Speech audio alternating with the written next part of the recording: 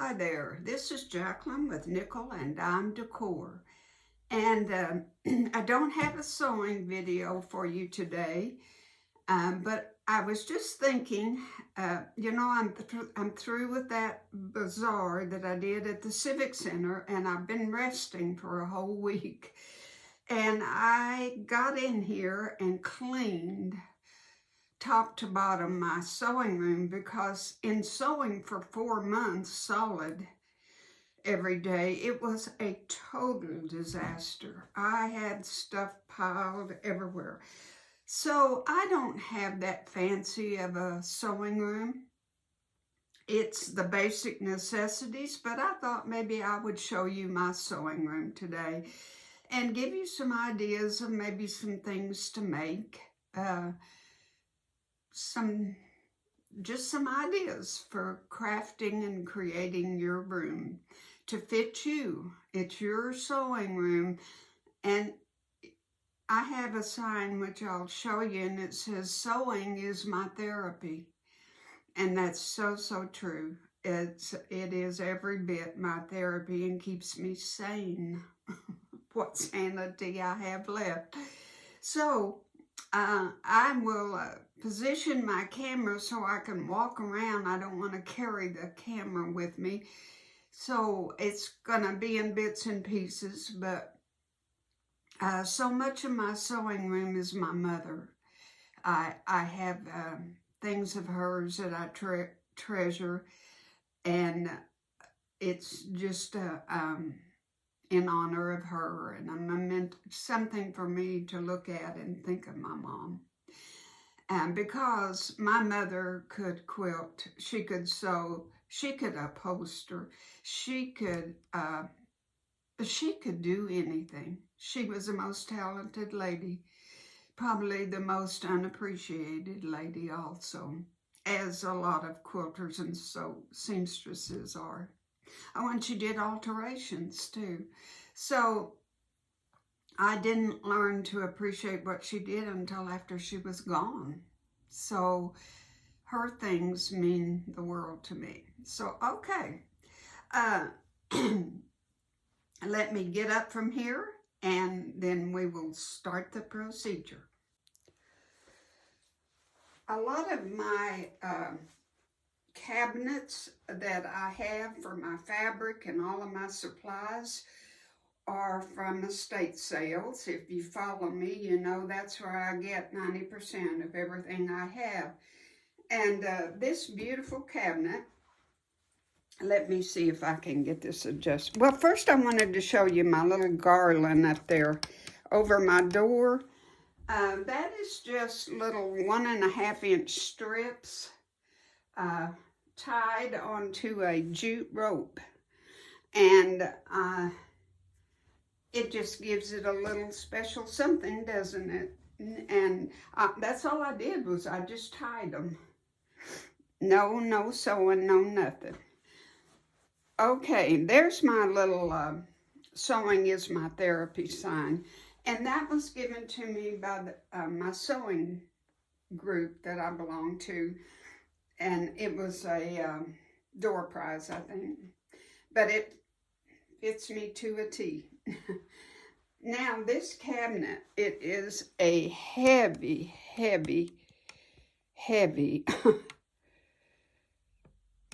cabinet. Just show you. It is solid wood. And my sister got this at a estate sale. And she, like a lot of things that she got, she couldn't find any room for it. So I took it, and I don't have things very organized in there at all, but it is a blessing to have it, I tell you. And it's got 2 drawers down there that are cram-packed with my hot glue gun and things like that. These are a lot of my finished products that on that shelf, and the beginning of some bowl cozies that I haven't finished. So, my goodness, it's just where I put everything before I got these cabinets, I have no idea. Now, over here is a cabinet that I bought at an estate sale that it was just like this. I didn't do anything. It's got a real black shiny finish to it, and I just loved it. It's got 2 drawers down here, but a lot of this stuff is not my fabric. It's my stencils, quilting stencils, it's tablecloths, it's a little bit of everything. It's got 3 drawers, and it's like everything else. It's full. Up here at the top on my cabinet is, I bought this at an estate sale, and it's just got little spools. It's mostly gingham's fabric.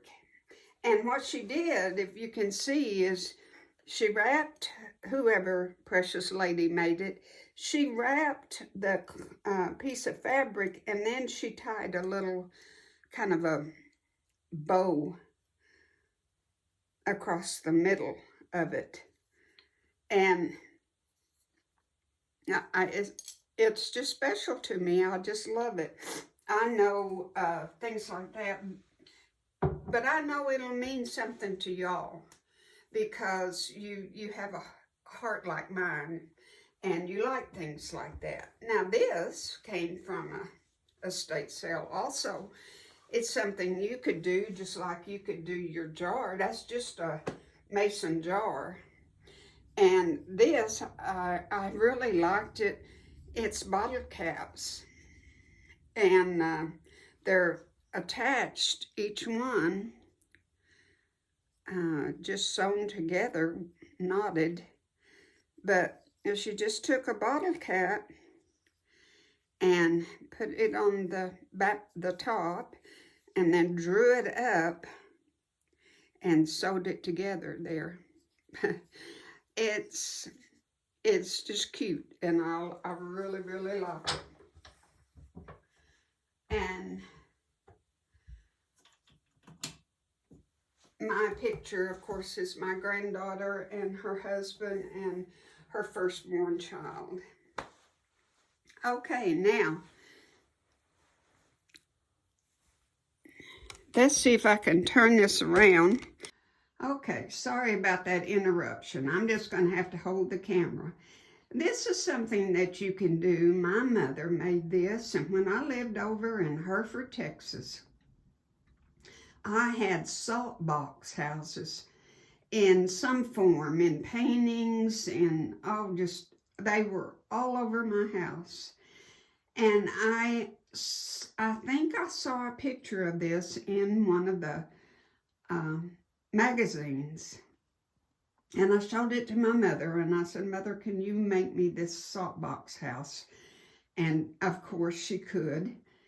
And I put it, if you'll see, it's double.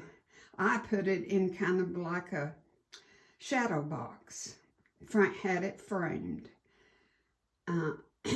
But those colors don't really go anymore, but that's okay. I still have it, and it'll always be up there.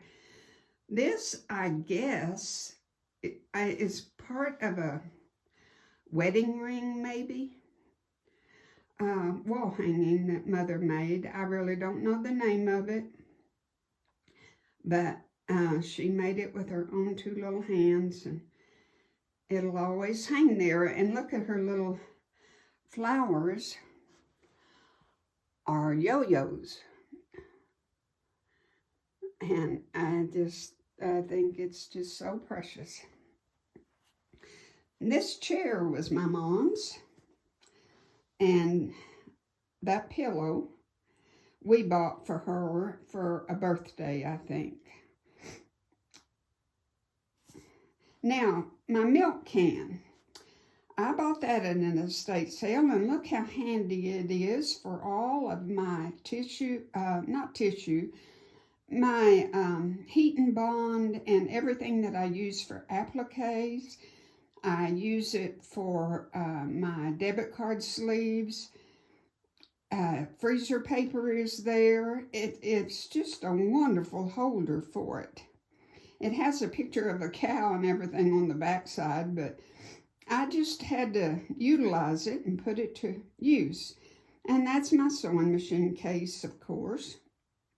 And I don't have my machine in there. I should. It's on the floor, and I need to get it out and put it in the case because I've kind of gravitated to my newer machine on my dining room table, and I haven't used my little Bernina. Okay, this little rug, one of the very first things I ever made, and it is so much fun. It is on Rubbermaid shelving, the kind of plasticky, non-slippery stuff that you put in your shelves. And I cut out a piece, a certain length that I wanted, because it's just the right width. So I cut out the length I wanted, and I just alternated the strips and wove them in between each other, and then I sewed a zigzag over each strip. And that thing is probably 15, 20 years. No, yeah, it could be 20 years old, but it's never stepped on. I don't allow anybody to step on it. So it's going to last me forever. I've never laundered it. I just vacuum it. And that pillow on the floor was a mistake pillow. And I've kept it. I like it. It's not what I wanted it to turn out to be, but nevertheless, it's there. Now, underneath my cabinet, you'll notice that I have two boxes that I think I got it at Walmart. Could have been Joann's, but they're just the right size. I put a lot of my fat quarters in those two and keep my newest items in those two boxes. That happens to be my rug over there on my hall. That, you know, you wrap the cording and then you make it. I made that many moons ago. Now, up here on my cabinet, I have, you see the little poppy. I have a lovely friend that's in my sewing group. Her name is Virginia, and she showed us how to make that poppy. And I love it. And then my pins and my clips are in there. And then I have that bag back there. It's full of my debit card sleeves. So we'll just roam around to the side. This cabinet was originally used when I sold Mary Kay Cosmetics. I sold Mary Kay for 18 years. And that was where I kept all of my inventory. But now that I don't sell it anymore, it is absolutely perfect. And the doors, or whatever you want to, they just fold up out of the way. And I bought all of my containers at Hobby Lobby when they had them for half price, because they're kind of expensive. And filled them to the brim. I mean, they are all full. But I kind of organized in colors and Christmas, of some Christmas. Then all my jelly rolls and things are up at the top, bits and pieces. And then at the very, very top is my black and whites and my sewing box that has everything in it. And then over there on the wall, my spool thread holder. I bought that at an estate sale. Some gentleman made that for his wife, and it has come in handy. Very, very nice to have. Now you've seen, when I do videos, you've seen my big table. I got that at Sam's, and it's a 6-foot table, and it just works so good. My cutting mat is new. It came from my daughter-in-law's mother that passed away. And then that is my cutting board on it. My husband took a great big thick piece of wood and smoothed it out and sanded it and got it ready for me. And then I covered it in batting, in So Bright, and then 2 layers of fabric, and stapled it around on the bottom. And it is perfect. I don't have to put up a great big old ironing board anymore. And I really, that's saved me a lot of space. Now, down there on the floor is my serger that I bet I've used 2 times. Just have not utilized it. I need to learn to make more things with it. And back in the back, which you won't be able to get a real good look, is my mom's singer. I know a lot of you have one like it. And the placemat, I call it a placemat, I don't think it was. I got that at an estate sale, and it's very, very pretty. Lots and lots of colors in it, and it fit the top just perfect. That little sewing machine at the top my mom made.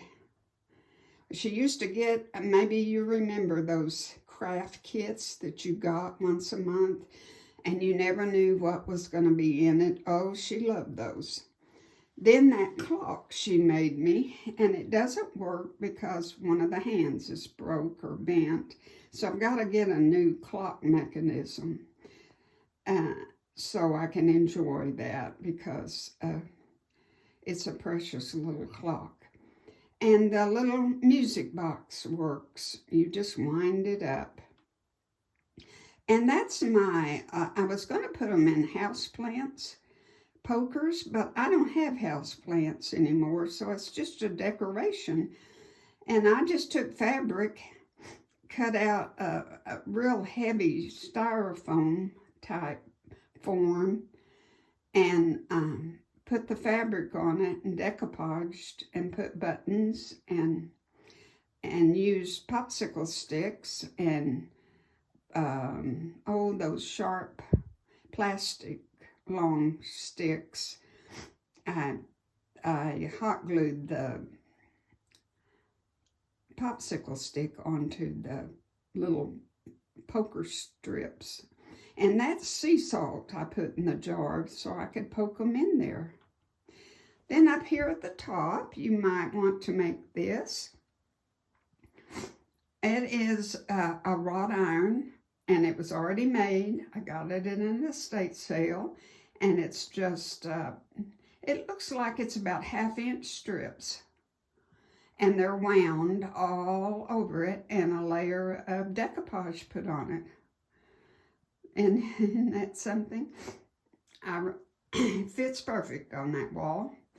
And now the curtain I made, as in our sewing group, we don't do it anymore, but we got fabric, a 1/2 yard, and we were challenged to make something. Then we'd bring back our finished product, and whoever won got a prize. And I made that. I had to go buy a little bit more, but I made that curtain. And then this is another thing I made for the same sewing group. And this doesn't work just because it needs a battery. But that's cording. And it is wrapped with the fabric that we got for our challenge that year. And I wrapped it, and I bought the the numbers, and a clock mechanism, and I found the picture at an estate sale, and I mounted the clock onto the picture, and I won first prize for that. Now this is another thread holder, and some gentleman made this for his precious wife too, and it's got 4 sides to it, and it's full. And that little thing up there was went with a doll that my mother had, and that was in the doll's lap, and I don't know what happened to the doll, but I kept the little rug thing. And this little cabinet is a jewelry box, and it's so handy for my bobbins and buttons and things like that. It's it's got my markers in it, my friction pins, and then down there on the floor is just a metal basket with all of my, not all of them, but a lot of my smaller cutting mats. You know, they're hard to find something to put them in, and that worked for me just about as well as anything. And then there's another little table that I've had for I don't know how many years. It works good. That down there on the bottom is, that little box is full of light switch plates. And I want y'all to think about covering your light switch plates. You don't need old boring ugly light switch plates. Cover them. And a lot of them are covered with fabric and just decoupaged. And you put the decoupage on the plate and on the fabric, and kind of cut your fabric to fit so it's not real bulky underneath. And then some of them are out of magazines. I just cut pictures of quilts out of my sewing books, my quilting magazines, and I put them on my light switch plate covers. Now that one's not covered up there. Needless to say, it needs to be covered. I'm going to walk over here. There's my mother's chair. That was hers. That's quite old. And she made that pillow for me. Live well, laugh freely, and love much. And another somebody made thread holder, and it's full. One last thing I'll show you. Walk over here and show you this one. See, this is what I'm talking about. This was out of a quilting magazine, and I covered my light switch plate cover with it. And I don't own my home. And I thought, well, if they want to take it down, all they got to do is use the screws and take it down. So there is a little tour of my sewing room, and I so hope that you've gotten some ideas of things that you can do to decorate your room, or things you can make. And I so apologize. That's why I didn't want to have to hold it. I knew it would be quite shaky. But thank you so much for watching. God bless you.